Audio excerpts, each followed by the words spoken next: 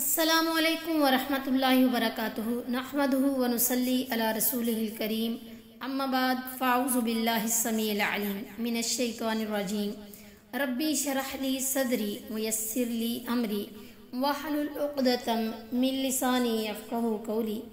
آج کی اس ویڈیو میں ہم سورۃ البقرہ کی آیت نمبر 126 کا لفظی ترجمہ اور اس کی تفسیر پڑھیں گے۔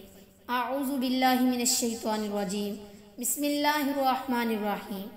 وَإِذْ قَالَ، اور جب کہا ابراہیم علیہ السلام نے، ربی، اے میرے رب، اجعل، بنا، ہذا بلدن، اس شہر کو، آمناً، امن والا، ورزق، روزی دے، اہلہ من الثمرات، اس کے رہنے والوں کو پھلوں سے، من آمنا، جو ایمان لائے، منہم، ان میں سے، باللہ، اللہ پر، والیوم الآخری، اور آخرت کے دن پر، قال، فرمایا، ومن کفر، اور جس نے کفر کیا، فأمتعہ، اس کو نفع دوں گا، قلیلا، ثم، تھوڑا سا پھر، اضطرہ، اس کو مجبور کروں گا، الی، طرف، عذابی، عذاب کے، الناری، دوزخ کا، وبئس المصیر، اور وہ بری جگہ ہے لوٹنے کی۔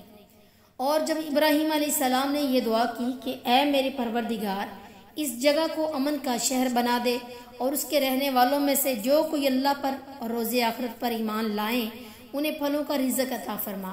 اللہ تعالیٰ نے جواب دیا، اور جو کوئی کفر کرے گا تو اس چند روزہ زندگی کا سامان تو میں اسے بھی دوں گا، مگر آخرت میں اسے دوزخ کے عذاب کی طرف دھکیل دوں گا، اور وہ بہت برا ٹھکانہ ہے۔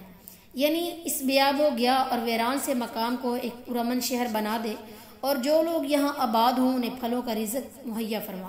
چنانچہ ابراہیم علیہ السلام کی یہ دعا قبول ہوئی، اور یہ مقام آج تک پرامن اور قابل احترام ہے۔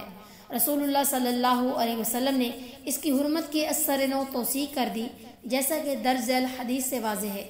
ابو شریح نے عمر بن سعید کو، جو یزید کی طرف سے مدینہ کا حاکم تھا، کہا کہ رسول اللہ صلی اللہ علیہ وسلم نے فتح مکہ کے دوسرے دن خطبہ ارشاد فرمایا، پہلے حمد و ثنا بیان کی، پھر فرمایا، اللہ نے مکہ کو حرام کیا ہے، لوگوں نے نہیں کیا، تو جو شخص اللہ اور قیامت کے دن پر ایمان رکھتا ہو، اسے نہ وہاں خون بہانا درست ہے اور نہ کوئی درخت کاٹنا۔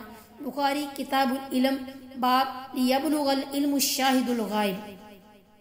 حضرت ابراہیم علیہ السلام نے جب امت کے بارے میں اللہ تعالیٰ سے پوچھا تو جواب ملا کہ وہ صرف صالح لوگوں کو ملے گی، ظالموں کو نہیں ملے گی۔ تو اب ابراہیم علیہ السلام نے پھلوں کا رزق عطا کرنے کی دعا میں ایمانداری کی شرط از خود بڑھا دی۔ اللہ تعالیٰ نے جواب دیا کہ رزق کے معاملے میں ایمانداری کوئی شرط نہیں، وہ تو میں نیک اور بد سب کو دوں گا۔